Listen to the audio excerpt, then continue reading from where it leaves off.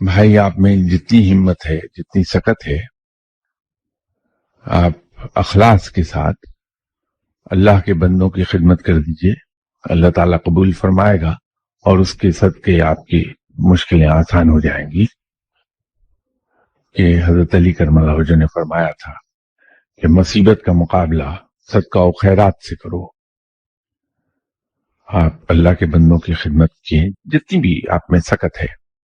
آسانی سے جو کر سکتے ہیں اس سے اللہ کے بندوں کی خدمت کیا کیجیے، خاص طور پر بھوکے کو کھانا کھلا دیجیے، کسی قیدی کا جرمانہ ادا کر دیجیے کہ اس کی قید کم ہو جائے،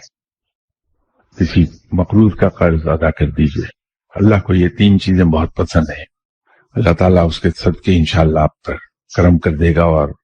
مصیبتوں سے جان چھوٹ جائے گی۔